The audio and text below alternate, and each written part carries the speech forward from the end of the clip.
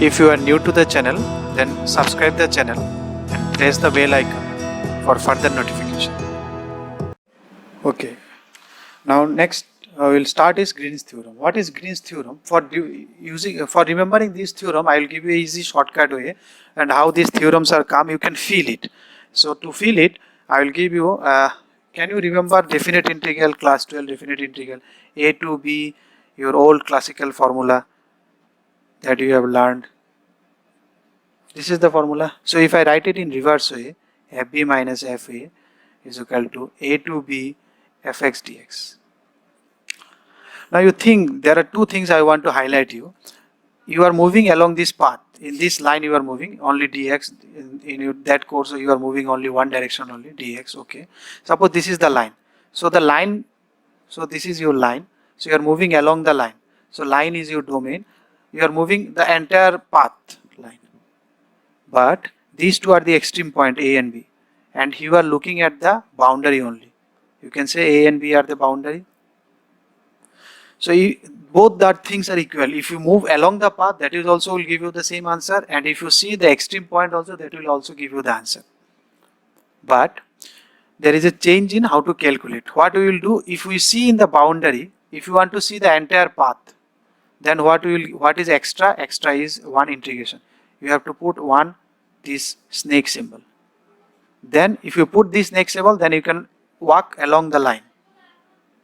Suppose you don't want to see the boundary, you want to see the entire path, that means then in that case you have to put one extra here. And one more thing, what we have done the differentiation of this one, some sort of difference. F is your integration. What is this f? How you will calculate differential? First you integrate this one f, then you put the upper limit, lower limits. So this is integration, this is the function. So you will say reverse, this is the function, this is differentiation. So if you want to move, so what is the difference you are seeing? If you are in the boundary, it is okay. If you are in the boundary, if you want to move the entire path, then one integration is needed. One integration you need, and one thing you need, you have to do change the function. You have to go for a differentiation. Okay. Now the same concept if I use in, suppose I have a xy plane and I have a surface in xy plane. What is the surface now? So this is the surface. What is the boundary of the surface? Boundary of the surface is a line. Can you see this line? Closed path, a closed line or curved line. This one, not a straight line, curved line. And so here surface is your entire path. Surface is your domain or your path, entire area. And this one becomes your boundary. Okay. So if I want to move in the boundary, so boundary moving is line integral, you have seen. F dot dr it was. So it should be equal to, because I want to go to the full surface, I don't want to see now boundary. From boundary I am moving to the entire area. For that line boundary was point. For this surface boundary is the line. So if you want to go inside, I want to move the entire surface, so I have to put one more integration. So that becomes surface integral. And some sort of differentiation. For now you remember this one. I will show you after Stokes theorem. Actually Green's theorem is a general formula of Stokes theorem. Here only they are dealing with x and y axis. Stokes deals with the entire area. So for now you remember this one. You can remember what is your f. F was pi plus qj. Because only xy. In Green's theorem there is only x and y, no z. It is only xy plane. So now you can understand some sort of differentiation is coming. So some similarities with your class 12 integration.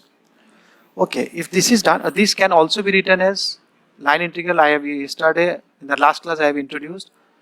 This is also can be written as in this way. So in some Green's theorem formula you will say this equal to this. So that also represent the same things. So this is all about Green's theorem. Next is surface integral.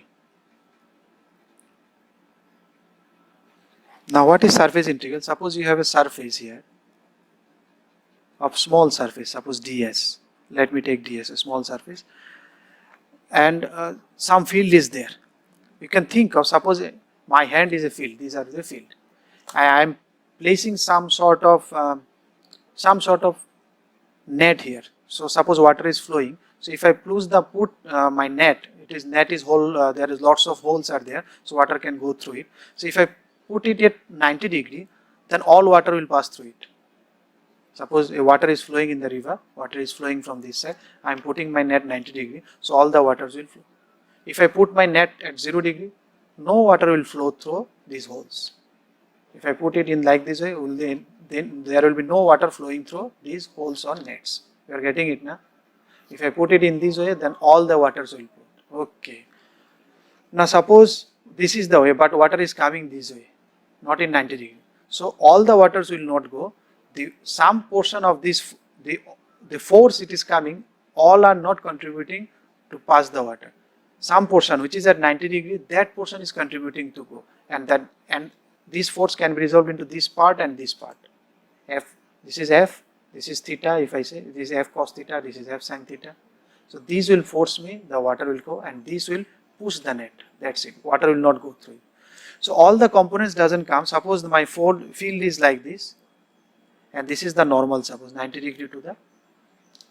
This is the normal. Suppose this was the normal of the plane. So the field portion which is at 90 degree with this, that will push. So if this is theta, this is F suppose.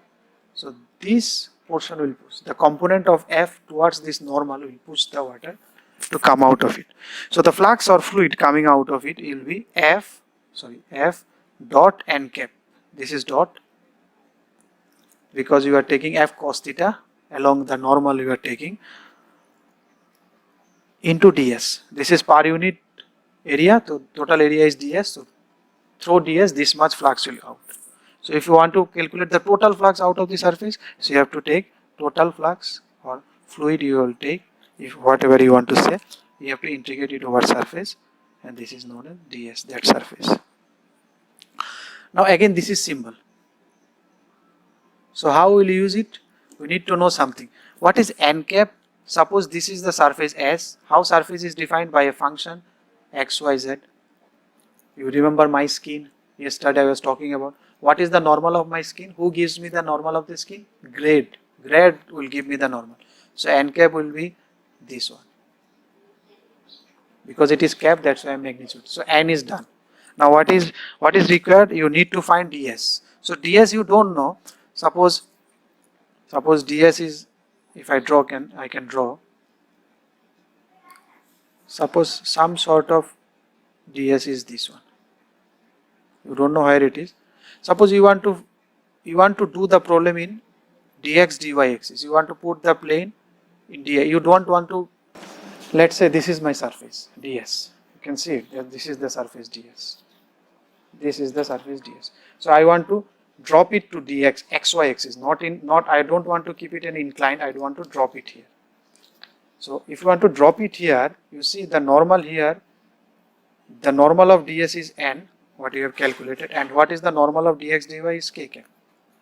Suppose you want to fall it here. So there is a normal of this curve and normal of your xy plane. This is n and this is k. So if you want to drop it here, you want to take this normal. You want to take this normal. You want to make this normal like this, so that it falls down. If you can move that normal to here, then it will fall. So how to move that normal? So if you can remember it in this way, ds.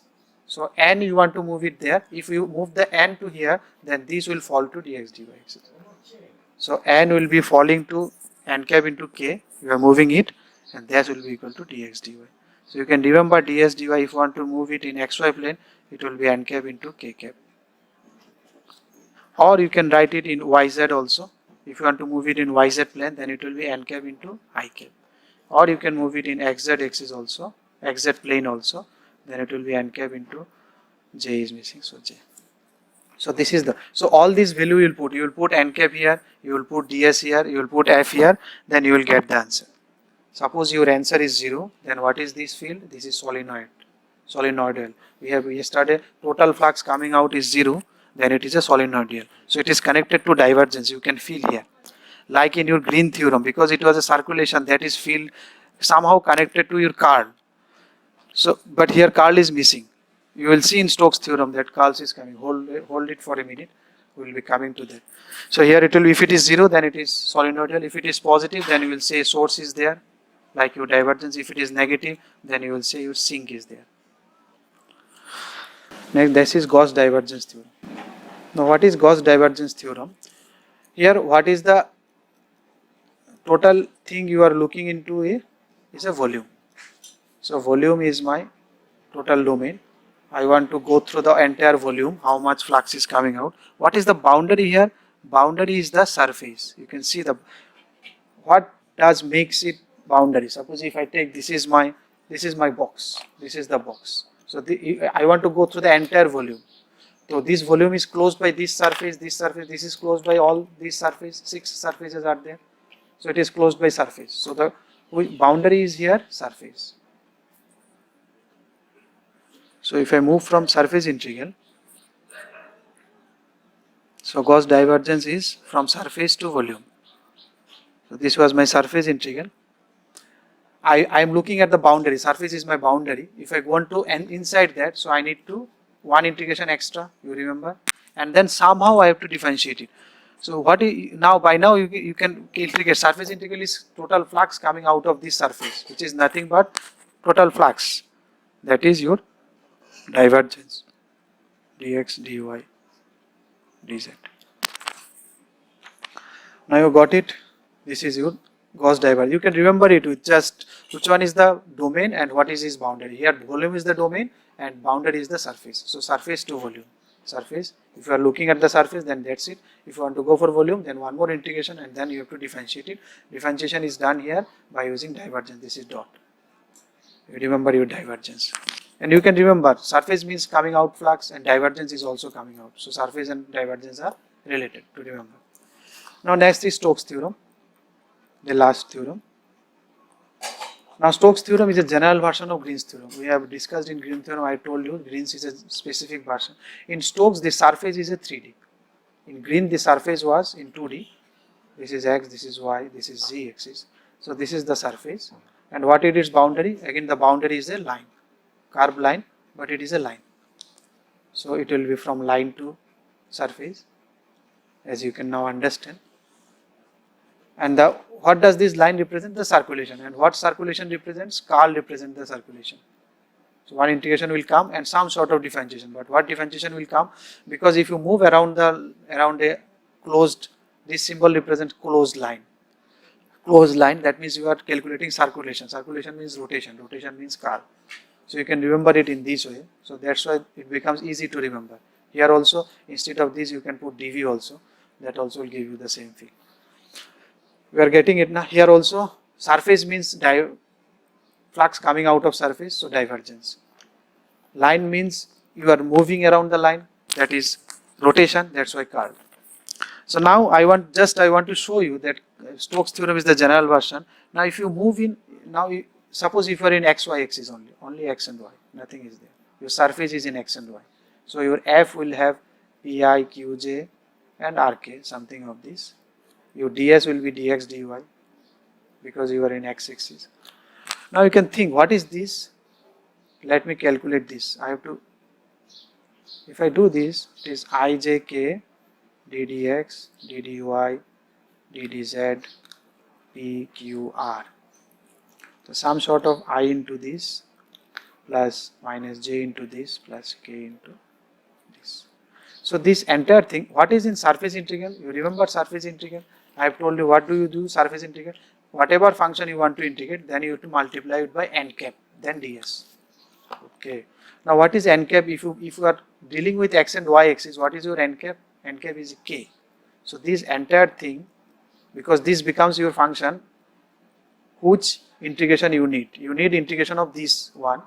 You need, this is your f. This is your f in surface integral. This entire thing curl, and then that's why you have to multiply it dot by n cap. What is n cap here? K. So if you multiply dot it with k, this will be 0. Only k component will be there. And what is inside? K component is dq dx minus dp dy.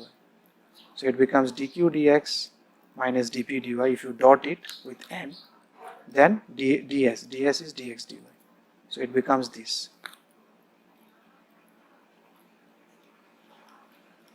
So which is nothing but your Green's theorem. So Green's theorem is a specific case. Green's theorem deals with only x and y. If you are in simple x and y format, then your n cap will be k, because in surface integral this is the symbol of surface integral. How solve? We solve it using this one. using this method. You put it here, you put all these things, then it comes. This is the way to calculate surface integral. You have to put n cap there, ds there, then this will come. Here also, in everywhere you see which one is formula and how we will calculate. So we will solve, while we will solve the problem, everything will be clear. I will explain in details. I will take little time while solving these questions so that you can correlate with the theory what we have learned. I think you got something. So with this I end this theory section of this vector calculus. So next day we will be solving problems. First we will take problems on vector calculus only. If you like the video, then press the like button and please give your valuable comments in the comment section.